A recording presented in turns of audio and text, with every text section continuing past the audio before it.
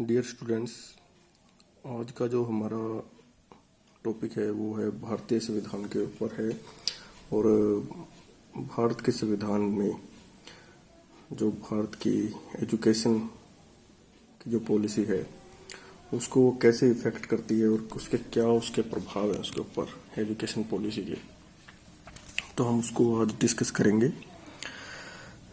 तो ये आपकी यूनिट फर्स्ट का ही एक टॉपिक है जिसमें अलग अलग कॉन्स्टिट्यूशन दिए गए हैं, जो आर्टिकल कॉन्स्टिट्यूशन आर्टिकल उनके बारे में हमें डिस्कस हम इस क्वेश्चन के अंदर करेंगे और इंडियन कॉन्स्टिट्यूशन का क्या प्रभाव है हमारे एजुकेशन पे। तो सबसे पहले जैसे ये RT एक्ट है 2009 में जो ये बनी थी, राइट टू एजुकेशन एक्ट, जिसके द्वारा जो एजुकेशन को क्या एक अधिकार बना दिया गया है। और ये आर्टिकल 21A में इंट्रोड्यूस किया गया है इस आर्टिकल को। तो जब ये अधिकार बन गया तो आप जानते हैं कि हमारे देश में कुछ अधिकार मिले हुए हैं आम जनता को, और वो आर्टिकल जो 21A है वो 86 अमेंडमेंट एक्ट के द्वारा 2002 में इंट्रोड्यूस किया गया था। और उसी के बेस पे ये 2009 में RT एक्ट बनाई गई थी, जिसके द्वारा क्या है अब एक कंपलसरी हो चुका है। पहले इसके द्वारा कंपलसरी हुआ था, फिर ये एक्ट बना दी गई, तो एक कानूनी उसको रूप दे दिया गया इस संविधान के इस आर्टिकल को। और ये आगे है डायरेक्टिव प्रिंसिपल। तो डायरेक्टिव प्रिंसिपल में तो एक डायरेक्टिव प्रिंसिपल क्या होते हैं कि ऐसे सिद्धांत होते हैं जो कि स्टेट को पालना करनी पड़ती है जिनकी। उसके अंदर एक आर्टिकल 45 के अंदर एक बड़ा ही एक रिक्वेस्ट की गई है स्टेट गवर्नमेंट से और सेंट्रल गवर्नमेंट से कि 6 से 14 साल तक की आयु के हर बच्चे को क्या है एजुकेशन दे। यही इसमें RT एक्ट में और यही इसमें है। तो एक जो मेन हम इसमें जो इसकी आप हेल्प ले सकते हो, ये प्रीवियस जो हमने टॉपिक किए हैं इन तीनों टॉपिक के लिए, RT एक्ट के लिए भी और आर्टिकल 21A के लिए भी और डायरेक्टिव प्रिंसिपल के लिए भी। अब जो हमारे देश में पब्लिक सेक्टर और पब्लिक सेक्टर में और प्राइवेट स्कूल में जो रेशियो है, जो प्राइवेट यानी कि जो अगर हम देखें तो 70 जो है 7:5, 7 रेशियो है पब्लिक स्कूल का और 5 है प्राइवेट स्कूल का, यानी कि टक्कर में आपस में चले हुए हैं, बिल्कुल ही इक्वल है। फिर भी ये कह सकते हैं काफ़ी डेवलपमेंट हुई है हमारे कंट्री के अंदर एजुकेशन के अंदर आने वाले बीते हुए कुछ वर्षों के अंदर। अब लिटरेसी रेट की अगर हम बात करें तो 82.2% मेल लिटरेट और फीमेल 69.5% है और टोटल हैं जो 74% लिटरेट है। तो हमारे देश में इतने है कि ये 2010 के आंकड़े होते हैं सारे। अब 2020 में अब नई जनगणना अब जब होगी तो उसके बाद जो आंकड़े आएंगे उसमें देखते हैं अभी कितने रहेंगे, पर अभी तक ये ऑफिशियल हम इन्हीं को यूज करते हैं। तो आप इन सबका जिक्र कर सकते हैं इस क्वेश्चन के अंदर। अगर कॉन्स्टिट्यूशन का आ जाता है कोई क्वेश्चन बड़े उसमें RT एक्ट का भी, आर्टिकल 21A का भी और डायरेक्टिव प्रिंसिपल का भी। उसके बाद जैसे अलग अलग आर्टिकल आपके सिलेबस में दिए गए हैं। आर्टिकल 14 क्या है, equality before law. Equality before law क्या है, जब तक अब एजुकेशन में इसका क्या रोल है, एजुकेशन में इसका ये रोल है कि जब तक बच्चे हर एक बराबर नहीं होंगे। अब किसी स्कूल में कोई बच्चा जाए तो वहाँ पे कोई अमीर है, कोई गरीब है, कोई किसी जाति का, कोई किसी धर्म का, वो तो फिर गलत बात हो जाएगी ना कि हर बच्चा क्या है बराबर है, हर सिटीजन ही बराबर है इस आर्टिकल के तहत।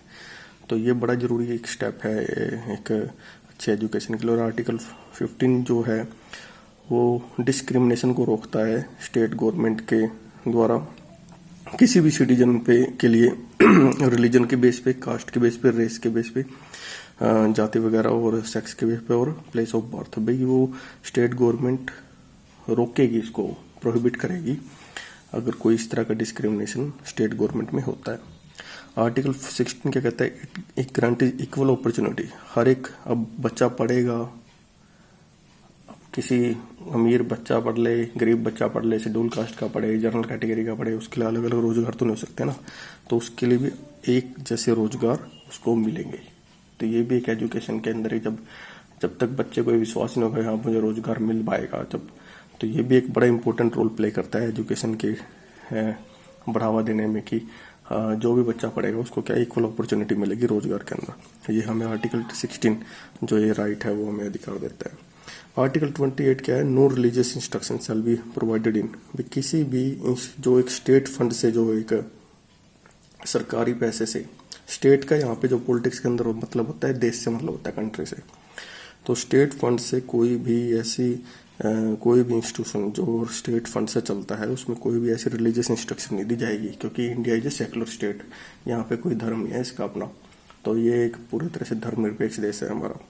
और आर्टिकल 29 क्या क्या प्रोटेक्ट करता है माइनॉरिटी के होते हैं, जैसे कि कोई कम जिसकी आबादी है हिंदुओं के मुकाबले से, मुस्लिम हैं, सिख हैं, जैन हैं, बुद्धिस्ट हैं, तो जो रेस्ट्रियन है, तो जितने भी ये ईसाई हैं, क्रिश्चियन वगैरह, तो वो सारे क्या माइनॉरिटी आते हैं, उनके इंटरेस्ट को प्रोटेक्ट करना, यानी कि उनको भी एक एजुकेशन के अंदर किसी भी फील्ड के अंदर, ये आर्टिकल ये कहता है कि हर फील्ड के अंदर उनको क्या इक्वल अपॉर्चुनिटी देनी पड़ेगी। तो आर्टिकल 29। अब आर्टिकल 30 क्या कहता है ये देखते हैं हम।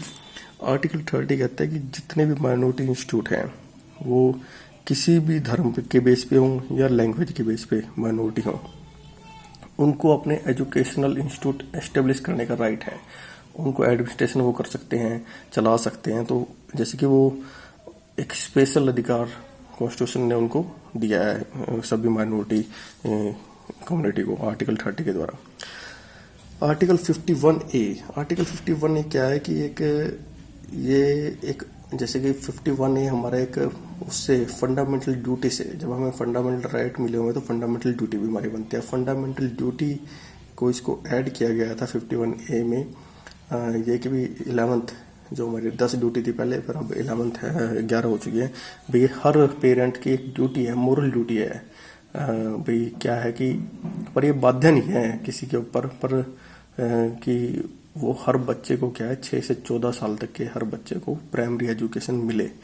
तो पर अब ये फंडामेंटल राइट भी बन चुका है। जब हम देख सकते हैं 21A के तहत जो हमने ये देखा था अभी, 21A में ये फंडामेंटल राइट बन चुका अब, और पहले ये फंडामेंटल ड्यूटी बनाई गई थी। तो जैसे कि हर तरह से प्रोटेक्ट किया गया है एजुकेशन के इंटरेस्ट को, सरकार हर तरह से चाहती है कि बढ़ावा मिले एजुकेशन को। आर्टिकल 350 क्या कहता है, any grievances in any language, जो भी मदर टंग में किसी भी जो भी कॉन्स्टिट्यूशन के अंदर हमारे जितनी भी लैंग्वेजेज प्रोवाइड किए गए हैं उनमें किसी के अंदर भी अगर किसी भी सिटीजन को कोई भी शिकायत है तो वो किसी भी लैंग्वेज में अपनी शिकायत को दे सकता है। ये नहीं कि भी उसके लिए कोई अलग से लैंग्वेज यूज करनी पड़ेगी। जो भी कॉन्स्टिट्यूशन में हमारी लैंग्वेज है, इसमें टोटल 22 लैंग्वेजेज हैं, तो 350 के तहत भी किसी भी अगर कोई भी इसी तरह की कोई शिकायत है किसी को, तो वो अपना शिकायत वो रिटर्न के अंदर दे सकता है किसी भी चीज के खिलाफ। आर्टिकल 350A क्या कहते हैं कि मदर टंग को बढ़ावा देना है सरकार को, ये भी इसी का पार्ट है 350। जो भी मदर टंग आप जैसे देखते होंगे हरियाणा में हिंदी है, संस्कृत है, पंजाब में जैसे पंजाबी है, हमारे यहाँ पे पंजाबी को काफ़ी बढ़ावा दिया जाता है, तमिलनाडु में तमिल को बढ़ावा दिया जाता है। तो ये जो है भी अपने अपनी मदर टंग को बढ़ावा देना, ये उसको के लिए है ये 350A आर्टिकल। तो ये भी एजुकेशन से रिलेटेड हम कह सकते हैं इसको। और 351 ये क्या कहता है हिंदी के ऊपर, भाई हमें सरकार की मॉरल ड्यूटी बनती है कि हिंदी की ग्रोथ करे वो किसी भी तरीके से। अब आप देखते होंगे भी हिंदी एक कंपलसरी एजुकेशन है हमारे, अगर हमारे हरियाणा के हम स्टेट लेवल की बात करके देखें, पूरे इंडिया के सिस्टम आप देखेंगे तो हिंदी हर जगह आपको मिलेगी और हर व्यक्ति क्या हिंदी को जानता ही है। तो ये टोटल ओवरऑल डेवलपमेंट हम ये अलग अलग आर्टिकल में पूछ सकते हैं, कॉन्स्टिट्यूशनल डेवलपमेंट, और किसी आर्टिकल के बारे में पर्टिकुलर क्वेश्चन भी पूछा जा सकता है छोटे नंबर में। तो आप हर तरह से अपना तैयारी करके रखें, और ये आप पीछे से कर सकते हैं। RT एक्ट हमने पिछले जो मैंने अपने लेक्चर दिए थे, RT एक्ट के, राइट टू एजुकेशन एक्ट का, और आर्टिकल 21 का, और डायरेक्टिव प्रिंसिपल का, पीछे अपना वीडियो देखे उनमें से। तो उनमें से आप ये टोटल एक बड़ा क्वेश्चन आए तब भी आप इसको लिख सकते हो, छोटे क्वेश्चन के फॉर्मेट में आए तब भी आप इसको बना के लिख सकते हो। ठीक है, ओके, थैंक्स।